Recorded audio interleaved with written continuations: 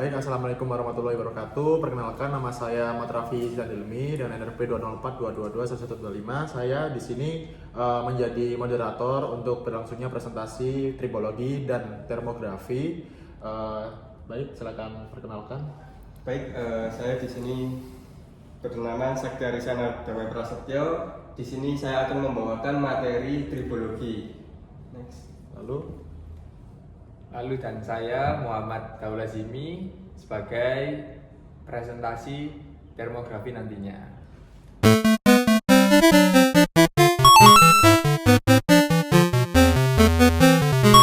Baik, bisa dimulai dari Mas Sakti dulu soal tribologinya. Oke, definisi tribologi. Ilmu interaksi permukaan dalam sistem mesin dan perannya dalam pemeliharaan prediktif. Tribologi merupakan istilah umum yang mengacu pada desain dan dinamika operasional struktur dukungan rotor, pelumas, bearing pada mesin. Teknik tribologi dalam predictive maintenance. Yang pertama, lubrication oil analysis, spectrographic analysis, ferrography, wear particle analysis. Tribologi tidak hanya mencakup aspek pelumas, tapi juga mencakup mekanisme keausan, analisis partikel, dan peran pelumas dalam mencegah kegagalan mesin. Analisis oli pelumas. Analisis oli bertujuan untuk mendeteksi kondisi pelumas dan potensi kerusakan mesin secara dini sebagai bagian dari pemeliharaan preventif dan prediktif. Pengujian analisis oli. Viskositas atau viscosity. Menilai apakah oli mengental atau mengencer yang bisa memengaruhi kemampuan pelumas mencegah gesekan. 2. Kontaminasi atau contamination. Deteksi adanya air atau cairan pendingin yang bisa merusak sistem pelumas. Yang ketiga, pengenceran oli oleh bahan atau full dilution, menunjukkan adanya kebocoran atau pembakaran tidak sempurna di mesin atau berbahaya jika lebih kecil 2,5 hingga 5%. Yang keempat, kandungan kepadatan atau solids content. Partikel padat dalam oli menandakan keausan atau kontaminasi yang bisa mempercepat kerusakan. Yang kelima, full shoot. Indikator efisiensi pembakaran di mesin diesel. Terlalu banyak jelaga bisa merusak pelumas. Yang keenam, oksidasi atau oxidation, menunjukkan pelumas mulai rusak akibat panas dan usai pakai. Yang ketujuh, nitrasi atau nitration, menunjukkan pembentukan senyawa asam dari pembakaran yang mempercepat kerusakan oli. Yang ke-8, TAN atau kepanjangan dari total acid number, mengukur tingkat keasaman oli naik, tanda pelumas menurun kualitasnya. Yang ke-9, TBN atau total base number, menunjukkan kemampuan oli menetralkan asam. Nilai turun, oli sudah tidak efektif. Yang ke-9, jumlah partikel atau particle count, digunakan untuk mendeteksi potensi keausan atau penyumbatan dalam sistem, terutama pada sistem hidrolik. Yang ke-10, analisis spektrografi atau spectrographic analysis, mendeteksi logam aus, kontaminan, dan adiktif untuk mengetahui kondisi komponen mesin secara umum. Analisis partikel yang terpakai.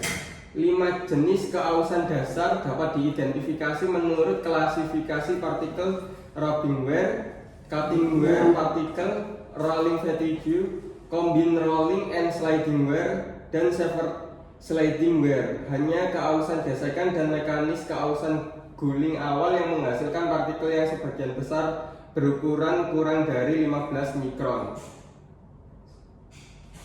Ferrography. Teknik ini mirip dengan spektrografi, tetapi ada dua pengecualian utama. Pertama, ferrografi memisahkan kontaminasi partikulat dengan menggunakan medan magnet, bukan dengan membakar sampel. Seperti pada analisis spektrografi, karena medan magnet digunakan untuk memisahkan kontaminan, teknik ini terbatas pada partikel besi atau magnetik. Next.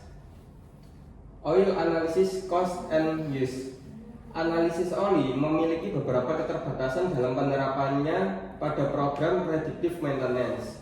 Yang pertama, biaya peralatan dan analisis.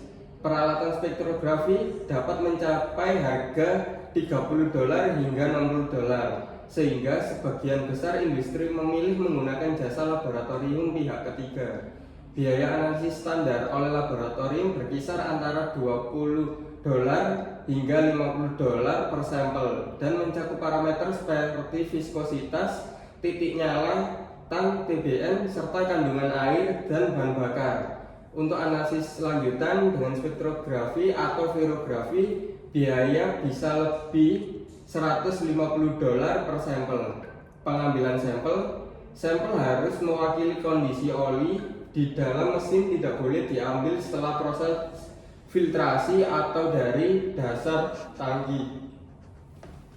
Next, setting up an effective program. Untuk membangun program analisis oli yang efektif diperlukan komitmen yang kuat untuk memahami desain peralatan, karakteristik pelumas, lingkungan operasional, serta keterikatan antara hasil analisis dan tindakan pemeliharaan yang tepat. Next, equipment audit. Audit dilakukan untuk memperoleh pemahaman tentang desain internal, sistem operasi, dan kondisi lingkungan dari peralatan untuk menetapkan target kegiatan perawatan prediktif. Ada predictive criticality. Tingkat criticality menentukan frekuensi dan jenis analisis pelumas yang diperlukan. Equipment component and system identification. Ada seluruh manual desain dan operasi termasuk skema teknis yang dikumpulkan. Operating parameter, ada suhu dan tekanan operasi. Operation equipment evaluation, ada lakukan inspeksi visual untuk mencatat komponen seperti filters, breeders, coolers, heaters. Next, equipment audit. Operating environment. Di sini ada lingkungan ekstrim atau terkontaminasi seringkali tidak diperhitungkan oleh pabrikan. Kemudian ada maintenance history yang berisi riwayat kerusakan akibat keausan atau pelumas, sangat penting dalam mengatur ulang target dan limit. Oil sampling location yang berisi lokasi pengambilan sampel harus aman, repetitif, dan representatif terhadap oli. Selanjutnya ada new oil and cooling water baseline yang berisi ambil sampel oli baru sebagai baseline untuk properti fisik dan kimia. Selanjutnya ada targets and alarm yang berisi gunakan OM specification atau panduan teknis resmi sebagai dasar alarm. Kemudian ada database development yang berisi kembangkan database untuk menyimpan semua informasi peralatan serta target dan alarm dan data pengujian. Next, lubricant audit process. Di sini ada lubricant requirement yang berisi persyaratan fisik, kimia, dan kebersihan pelumas harus dipenuhi dan dijaga selama siklus hidup pelumas. Selanjutnya ada lubricant supplier yang berisi program quality control dari pemasok pelumas harus dievaluasi dan dicatat. Kemudian selanjutnya ada oil storage yang berisi label dan informasi seperti MSDS harus dipasang dengan jelas pada setiap wadah penyimpanan.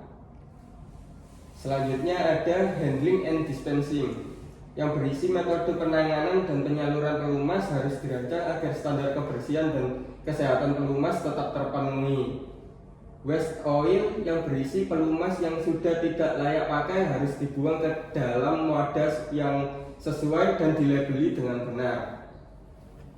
Oke, masuk ke baseline signature atau tanda tangan baseline harus dirancang untuk mengumpulkan dan menganalisis semua data yang diperlukan untuk menentukan kesehatan peralatan dan pelumas saat ini dalam kaitannya dengan alarm dan target yang diperoleh dari audit. Tanda tangan awal atau pembacaan awal membutuhkan minimal 3 sampel yang berurutan dan tepat waktu, sebaiknya dalam durasi yang singkat atau misalnya 1 sampel per bulan untuk mengevaluasi tren kondisi peralatan saat ini secara efektif. Oke, selanjutnya monitoring. Monitoring dalam program analisis OLI bertujuan untuk mendeteksi sejak dini tanda-tanda kerusakan pada pelumas dan peralatan serta perubahan kondisi lingkungan operasional. Di antaranya monitoring berisi monitoring rutin, tes, data analis, roots, post overhaul testing, root cause analysis, frekuensi pemantauan, contractor overhaul templates, dan report. Oke. Evaluasi program. Evaluasi program pemeliharaan prediktif bertujuan untuk memastikan bahwa kegiatan pemeliharaan berdasarkan kondisi dapat mendeteksi masalah sebelum terjadi kegagalan yang mengganggu keselamatan dan produksi. Keberhasilan program bisa diukur melalui indikator teknis seperti jumlah mesin yang dimonitor, jumlah masalah terdeteksi, dan jumlah tindakan penyelamatan dini yang dilakukan. Namun, banyak organisasi gagal mengubah hasil teknis tersebut menjadi nilai finalisasi yang jelas dan terukur. Akibatnya program yang sebenarnya efektif seringkali dikurangi atau dihentikan karena dianggap tidak memberikan manfaat langsung secara ekonomi. Oleh karena itu, sangat penting untuk mendokumentasikan manfaat biaya dari program yang dijalankan dan mengaitkan hasil teknis dengan tujuan bisnis perusahaan agar mendapatkan dukungan manajemen yang berkelanjutan.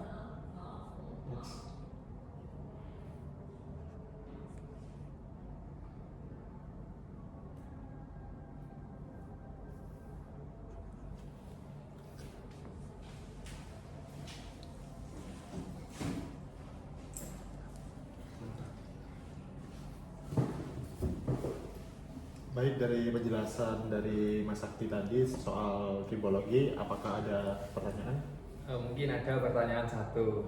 Mungkin sampai bisa jelaskan terkait tujuan utama dari analisis oil pada pelumasan. Oke. Tujuannya adalah untuk mendeteksi kondisi pelumas dan potensi kerusakan mesin secara dini sebagai bagian dari pemeliharaan preventif dan prediktif. Apakah sudah menjawab? Mungkin dari saya cukup.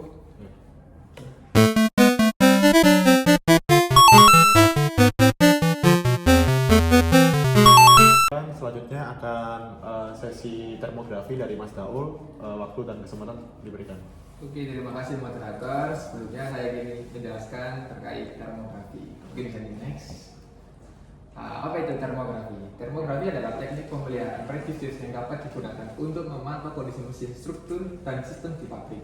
Teknik ini menggunakan instrumen yang dirancang untuk memantau emisi energi infrared, yaitu suhu atau temperatur, guna menentukan kondisi operasional dengan mendeteksi anomali termal, yaitu pada area yang lebih panas atau yang lebih dingin dari seharusnya. Next. Teknologi inframerah didasarkan pada fakta bahwa semua benda dengan suhu di atas nilai nol mutlak memancarkan energi atau radiasi. Emisi inframerah atau inframerah di bawah merah adalah panjang gelombang terpendek dari seluruh energi radiasi dan tidak terlihat tanpa menggunakan instrumen khusus.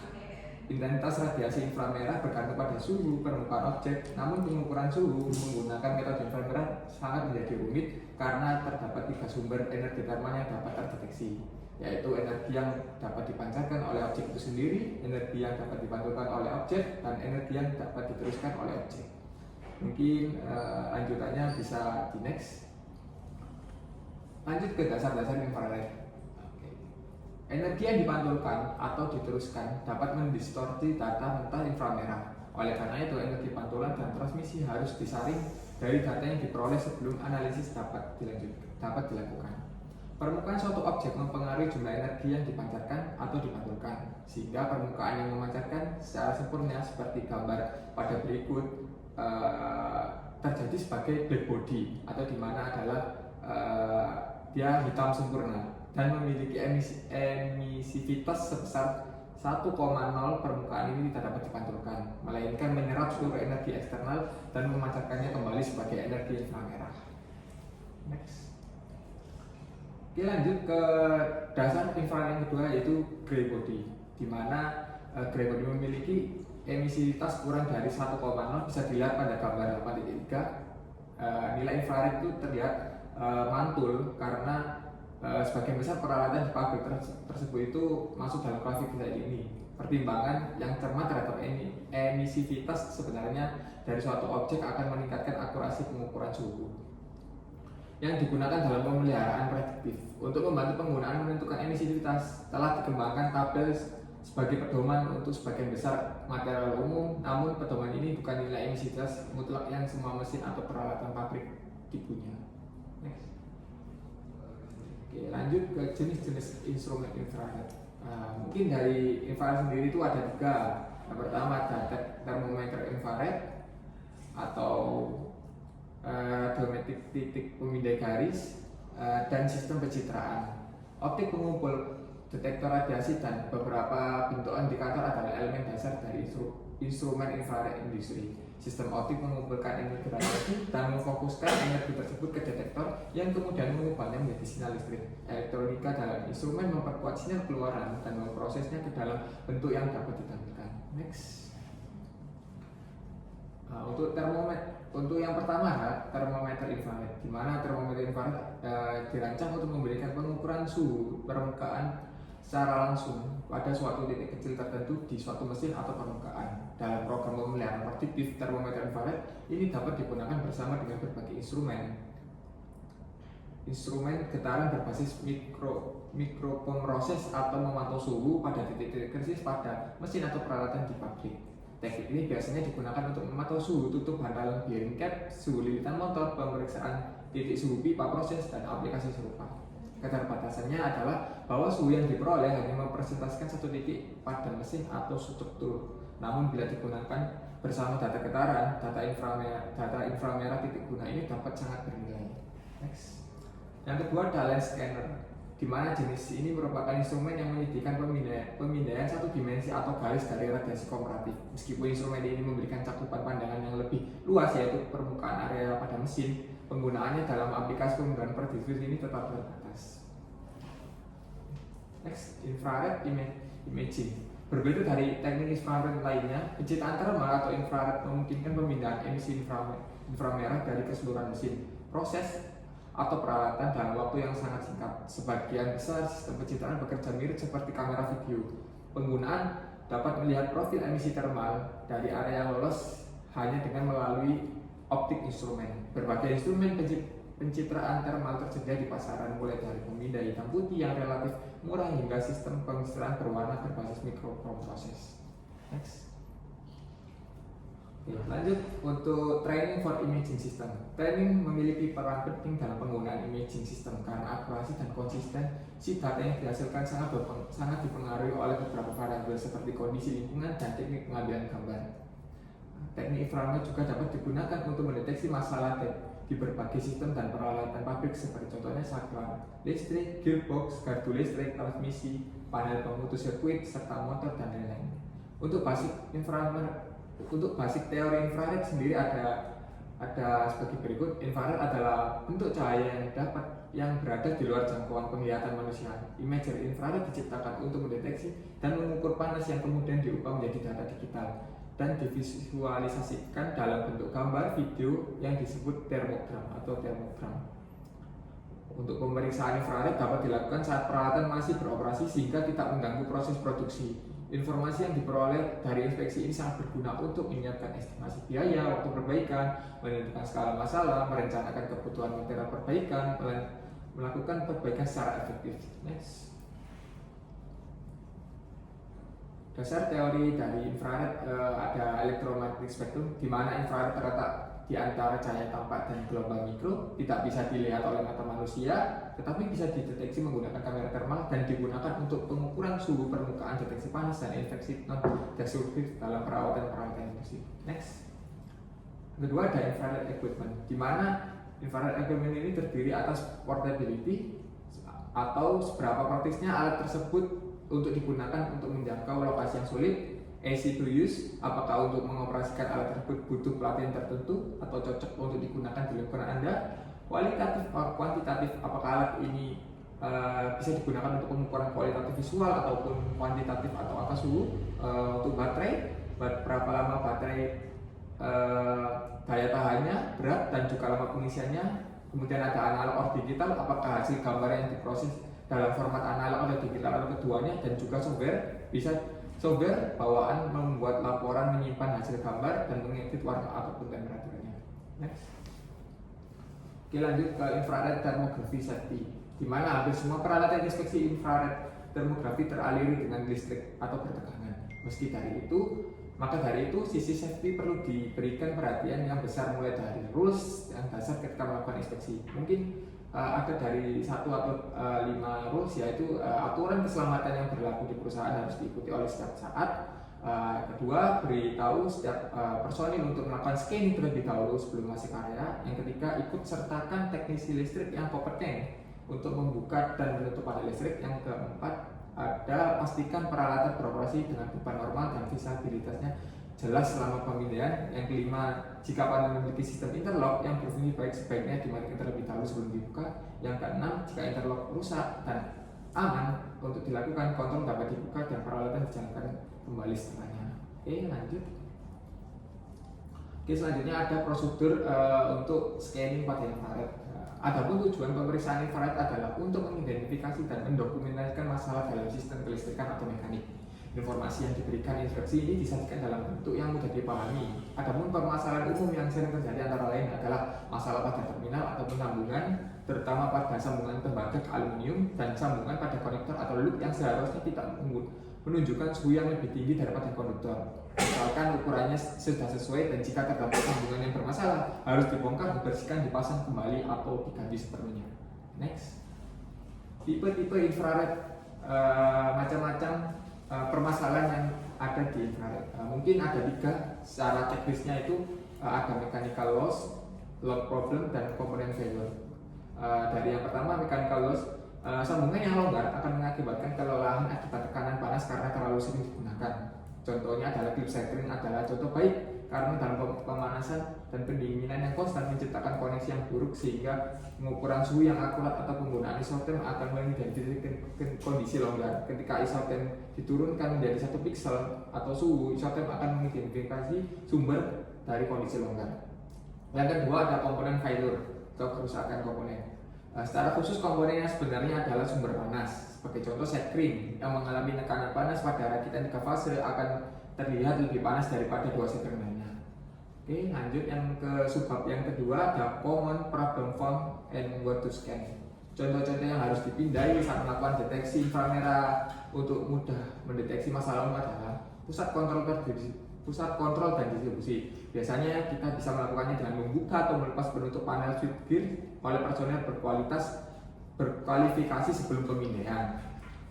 Terus yang kedua ada switchgear sekunder utama, sama seperti pusat kontrol tadi. Pastikan pemindahan mencakup kabel, sambungan pemutus sirkuit depan belakang starbus. Yang ketiga ada panel distribusi pemutus sirkuit, yaitu bisa menggunakan pemindahan tanpa melepas penutup, karena biasanya komponen yang rusak akan terjadi dari panas yang berlebih pada permukaan panel.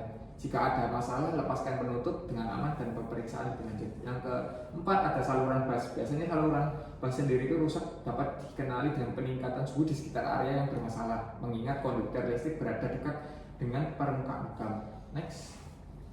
Yang kelima ada motor. Biasanya motor yang berfokus pada HP lebih dari 25 horsepower, pindai kotak T, konduktor, sambungan, dan rotor. Masalah bearing terdeteksi dengan membandingkan suhu motor yang serupa, serta mencari titik panas yang muncul pada komponen bearing seperti stator ataupun batalan. Yang keenam ada trafo grease oil. Pindai untuk urutan langkahnya bisa memindai trafo dulu, sirip pendingin, sambung kabel, passing, dan pengubah geran. Biasanya lebih diperdalam lagi untuk memeriksa level oil selama survei. Jika transformator terasa panas, maka radiator mendekati suhu sekitar dan beban di atas 50%.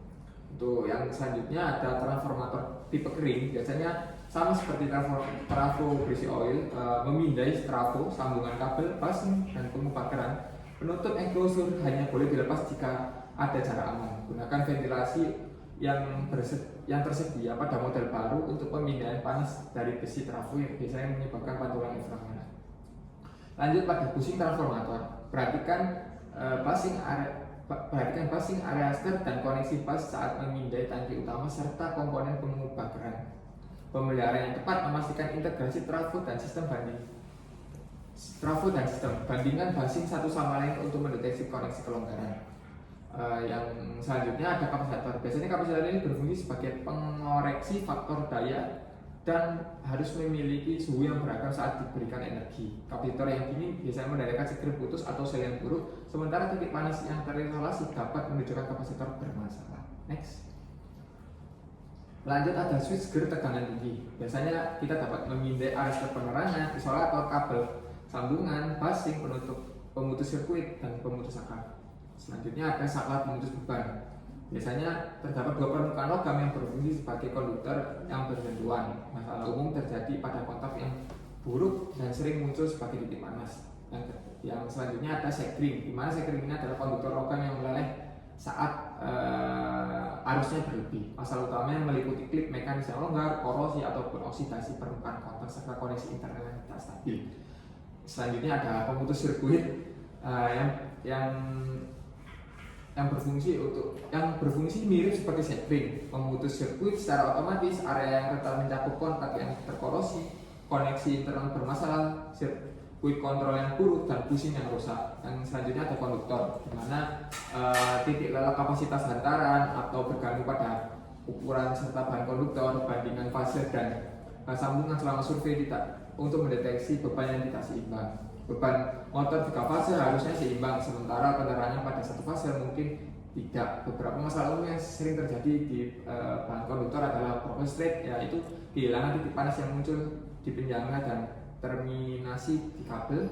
Yang kedua ada spiral heating atau kabel yang terdampar yang sangat teroksidasi menunjukkan pola spiral panas akibat kesambungan beban. Yang ketiga ada ground conductor yang biasanya menunjukkan titik panas kecuali terjadinya bocoran arus abnormal ke tanah, selalu catat dan laporkan inspeksinya. Yang keempat ada parallel feeder, kabel dingin yang menandakan ketersambungan pada konduktor paralel yang memberikan makan pada beban yang sama. Mungkin sekian dari presentasi saya balikan lagi kepada moderator. Terima kasih atas presentasinya Mas Daul. Di sini kita di sesi Q&A. Apakah ada pertanyaan dari Mas Sakti? Oke, ada. Tadi kan udah dijelasin instrumen infrared beberapa. Nah, mungkin prinsip kerja dari infrared sendiri, kemudian tips dalam memilih infrared yang baik dan benar itu bagaimana? Oke, mungkin saya bedah dulu terkait prinsip kerja dari termometer infrared, yaitu mengukur suhu pada satu titik yang mendeteksi radiasi panas melalui lensa dan detektor thermopile. Terus jenis yang kedua ada lens scanner, yaitu memindai suhu secara linear menggunakan sensor array yang biasanya cocok digunakan pada belt conveyor terutama. Yang ketiga ada infrared imaging atau kamera termal yang biasanya menangkap panas dalam area luas melalui detektor pixel yang menghasilkan citra 2D distribusi suhu. Nah, untuk tips memilih instrumen infrared, yaitu kita dapat mempertimbangkan tujuan atau titik atau garis atau area yang kita ukur nantinya. Yang kedua rentang suhu, yang ketiga akurasi, lingkungan kerja, dan budget yang kita gunakan nantinya. Termometer cocok untuk pengukuran sederhana, contohnya itu bisa memakai lens scanner untuk inspeksi objek bergerak. Sedangkan kamera thermal itu biasanya untuk menganalisis visual yang menyeluruh. Biasanya kalau memilih instrumen infrared itu tergantung kebutuhan masing-masing. Mungkin dari saya sudah cukup. Ada feedback? Oke, cukup. Baik, sekian dari presentasi ini. Kita tutup. Wassalamualaikum warahmatullahi wabarakatuh.